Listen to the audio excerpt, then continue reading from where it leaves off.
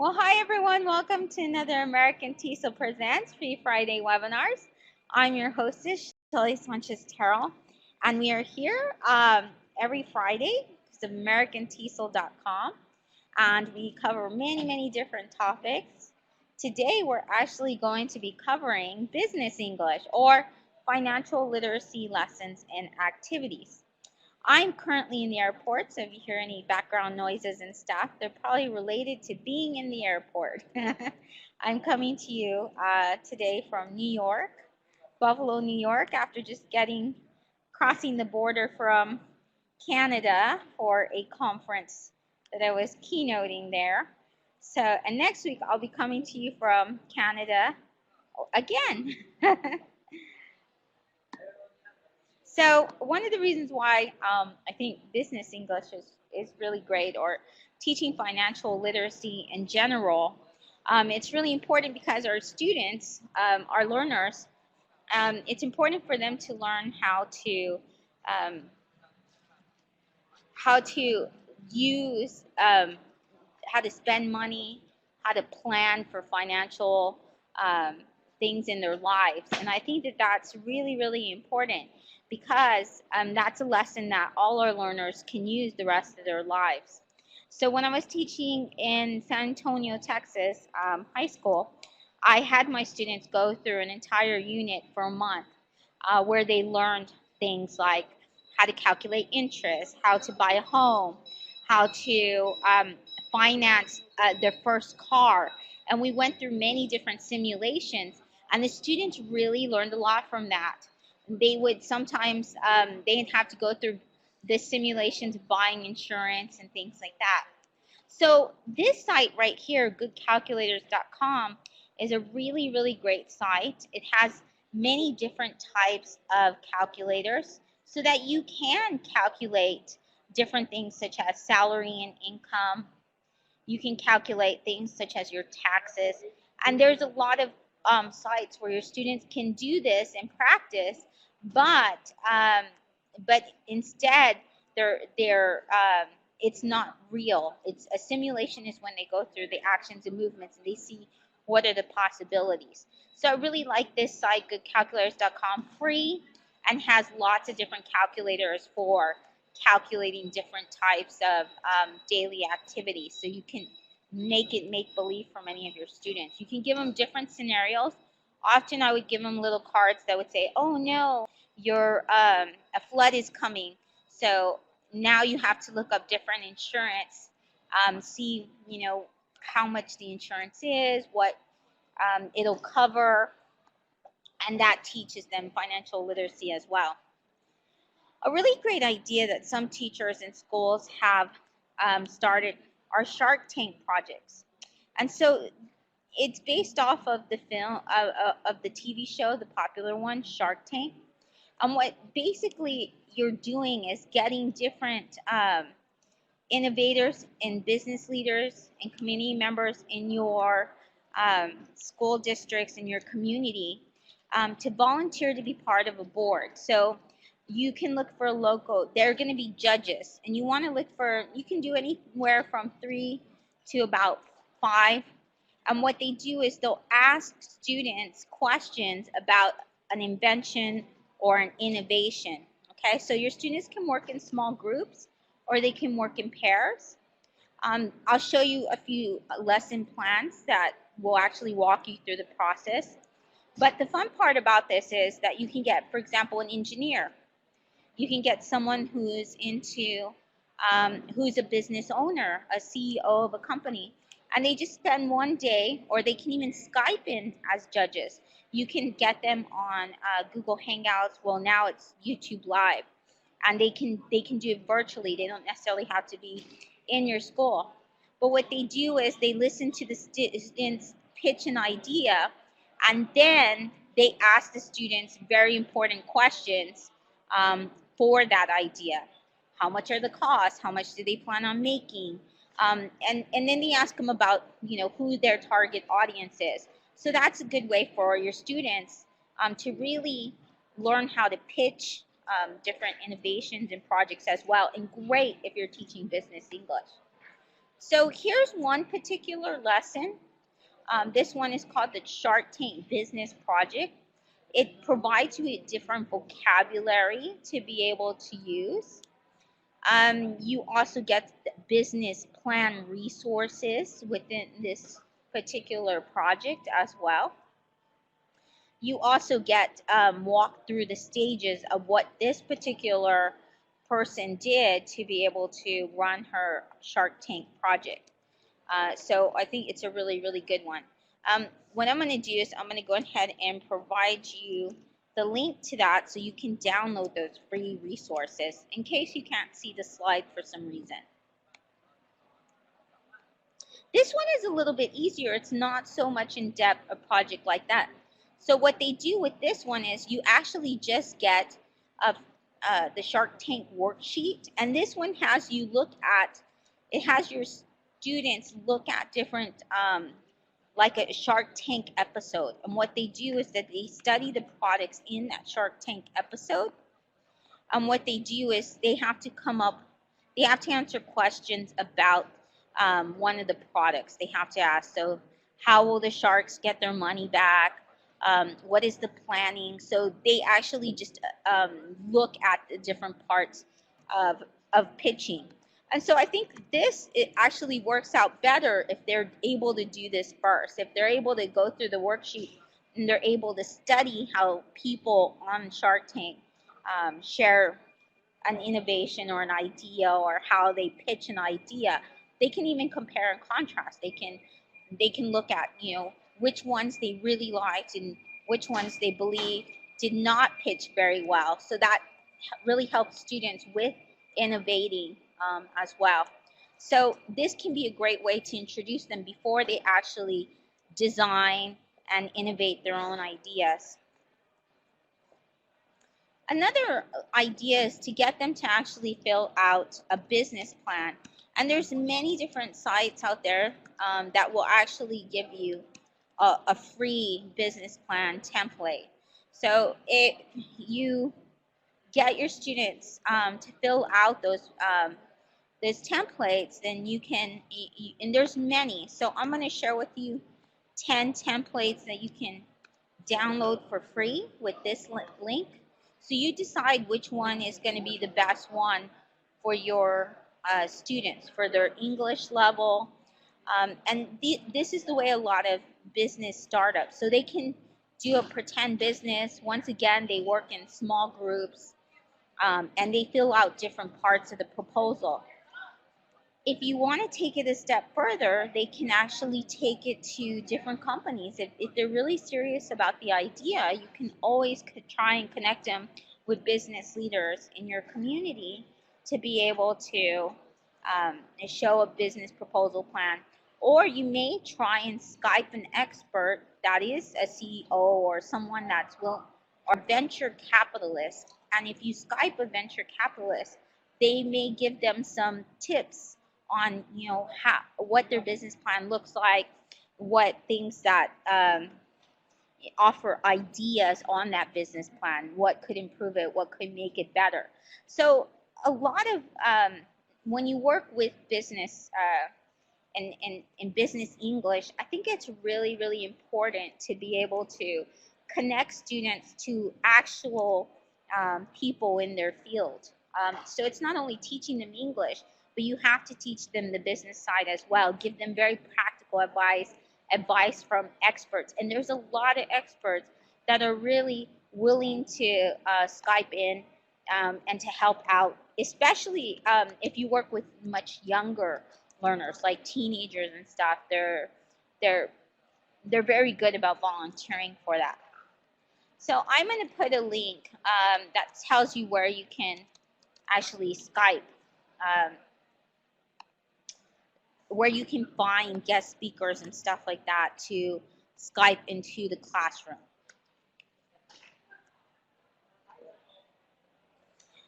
If you want to do something quick that isn't necessarily a huge project that you have to go a lot of times, then one of the things is, no, you won't have any trouble at all. Just email me. Or you can have your students play games that teach financial literacy. There are a lot more games for young learners. If you have teenagers, if you teach adolescents, if you teach children English, there are tons of games out there. But because business English tends to be with adults, then I'm going to show you the more adult games you can play. One of them is Placeorg. This is a really good one that involves a lot of reading skills. And then I have them do a writing afterwards to reflect on how they spent, what happened during the time they were playing this game. So the way it's a game for change. And what it does is it gets students to answer questions when they're down to their last $1,000. So it's a game that takes them into poverty, and what are the choices they're going to make when they are facing poverty. So they read little short statements, and then they have to make a choice. So the first one is, do you find a job, or are you just going to exit the game? Of course, all the students have to actually I make them, find a job, of course, okay? And then it goes from there, and it takes one down a different path. So during the reflection, they have to write a paragraph telling me. They can even do a podcast if you want them to do that. I teach reading and writing, so for me, they're reading while playing the game, and then they do the writing reflection that tells me, okay, I did this. This is the path I went. I lost all my money when I made this choice or that choice. And then what it teaches them about real life as well, and making money and how they spend money. The other game that's really interesting, online they have a virtual stock trading. Students are given $1 million, and then they get to trade stocks at studentstocktrader.com. They do have to register for free, but it's also an app, and it's also on iOS and the Google Play Store. So with studentstocktrader.com, they sign up, and then they're able to have friendly competition. There's lesson plans, and you can take a look at that, okay? And so trading stock is something that you do from country to country. What I used to get my students to do was, if you look inside the business section, or sometimes it's called the economy section, in your newspapers, then you'll be able to see the different stocks out there, and your students can take a look at what's happening for the day. They usually have them in the Wall Street Journal, or so if you can get them papers, then you can definitely show them the papers if you don't have a lot of technology. And then you can ask them to play the game to study. But they can also study these stocks on paper. They can do it through the newspaper. So another idea is for students to look at local businesses and to create different marketing campaigns for local business. So they can even pitch the ideas to a local business afterwards. If it doesn't cost any money, maybe the business will go with their ideas. And marketing means advertisement as well. So what they're doing is they can create, for example, social networking advertisements for online, or they can study, for example, how much it is to make a TV ad and propose what kind of TV ads, how much airspace. They can research newspaper ads, how much it costs for that, how much it is to be in a local magazine. And so anything that they can come up with that will really, they think will help the business become more profitable. But the other part of that is that they're researching how much all of this costs, and they're trying to make the decisions like what is a better method, or what's a better medium for that local business to spend on that's going to give them their greatest return, which is something definitely they want to learn for financial literacy. So one way they can do this online is with canva.com. So canva.com is, oh, exactly, that's a great idea. Peggy says that Peggy George, that they can create a video. Yeah, they can definitely do a video advertisement, and that would definitely, they can do as part of the project. They can also do something where, or they can do a storyboard. Um, Canva is really great because Canva has flyers that you can make for the business online. It has social media posters and things like that. It has a section actually called social media.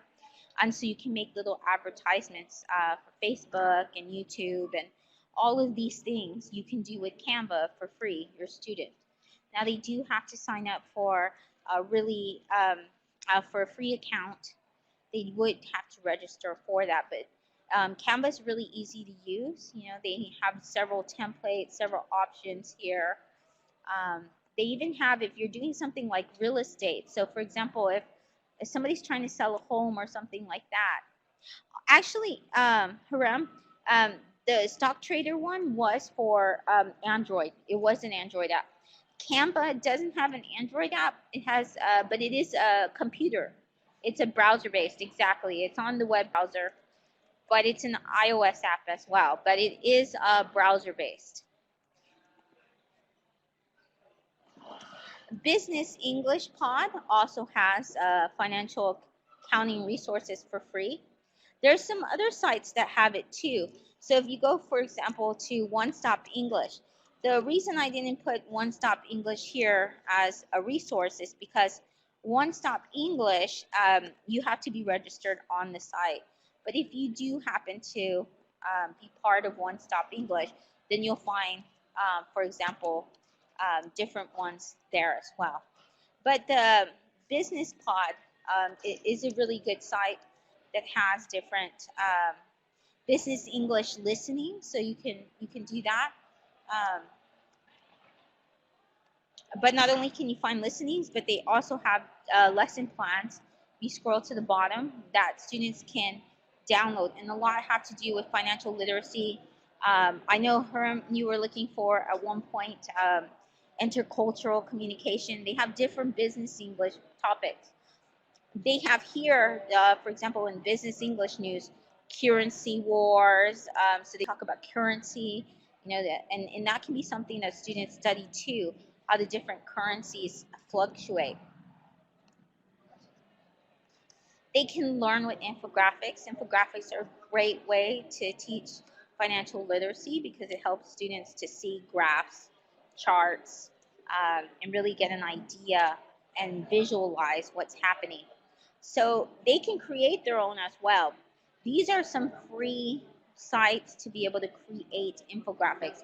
And of course, we have a webinar. If you go to shellyterrell.com/infographics, you'll find those particular lesson plans. There's PictoChart, there's Infogram, Canva, Bisme, Smore, and Genially. These are the free ones. There's a lot of other ones out there, but they're not free. These are free ones your students can use. If they can even use that for their business plan to make a visual business plan. So Infogram is pretty easy. I'm going to show you what that one looks like because it has different types of graphing. So if you want to make something that it's really simple and just graphing, then you can use Infogram. And that one's the most basic one of all of them. My favorite personally is PictoChart. That's the one I use. But Infogram is kind of like your first step into creating an infographic because it's very simple. It gives you very limited options. You can have your students use different things like Google Forms for data collection and survey results. So your students can create a survey where they're actually trying to figure out the numbers and collect data through Google Forms. And after you create your own, there's several templates and stuff to ask. And when you collect that, let's put it in a spreadsheet, and then it actually also creates graphs for you. So for this particular one that I did, this is the graph that it came up with for me. I didn't make that graph. Google made it for me. And then Google even put some pie charts for me as well. So there's a lot you can do with Google Spreadsheets and Google Forms. And of course, those are free. There's lots of templates. that you can find for that as well. And in fact, I'm going to try and find the link that will actually give you the different types of Google Form templates. Let's see if I can find that here. But they are getting rid of the template soon, so that might be a problem. Hey, that's a good idea. So Peggy says one idea is that kids could create a survey to see what kind of products people might be interested in buying and how much they're willing to pay. Exactly. That's a great idea for a financial literacy lesson with Google Forms. They can even document. So my students, when they were doing their project, it was called the Home Life Project, and they got to be pretend married to another student, and then they were given a budget, and their budget was based on what kind of job that they had chosen. So we had gone with they had done research on their careers, and we found their salary that way. And so when we found the normal salary for that area, for that particular career, then after that, when they bought a car, they marked that in a spreadsheet. Whenever they purchased things for the house, the average grocery expenses, they would calculate all of that in a Google spreadsheet. Another place to find some good financial literacy, tons of lesson plans and business studies and stuff for older learners as well, is edugains.ca. The other part is TeachThought. TeachThought has 14 lesson plans that teach financial literacy. And so even if some of these say they're for 6th graders or middle school or high school, what I do is I take them and then I adapt them. I make sure that I'll take, for example, the vocabulary, and I'll figure out some vocabulary for my students to learn from that lesson, and then I'll adapt it with maybe a grammar focus, and then I'll just make sure that the materials that are there are at the reading level of that my students need. So one of the reasons I decided to do this particular one at this time is because students, in America, we actually have something called Black Friday, and Cyber Monday is coming up too, and all of that is online, Cyber Monday, so that impacts the world. So your students might actually be part of Cyber Monday. They might take part in that. And Black Friday is usually after Thanksgiving, and so it's going to come up in November. It's the third to the last November, Friday in November. It's a shopping craze, and it comes from a phrase called "in the black." It started in Philadelphia in 1961, and basically students find, or people in general find, a lot of deals. In America, we have a lot of stores where students are able to find sales and go shopping. So what you can do is you can teach them with an infographic. Here's an infographic. If you put Black Friday in infographics, there's a lot of statistics and what is bought and what you can save money on, and they can learn about, what are the trends and what they should really go for, because a lot of the deals go by fast. So you actually have to plan for Black Friday, and that's something your students can do. They can plan for Black Friday and Cyber Monday. So this is actually Cyber Monday started in 2005, and it takes place the Monday after Thanksgiving.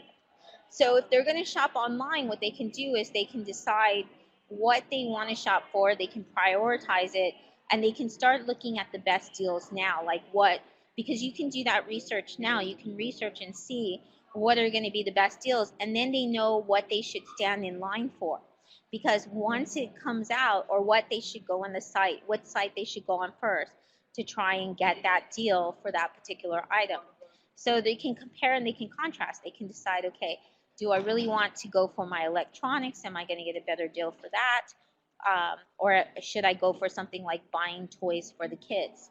So that's one of the lesson plans that they can do. And if you have a lot of parents that you teach business English to, and they have kids, or nieces or nephews, then that could save them some money too. So they research the best deals for the wish list items that they have.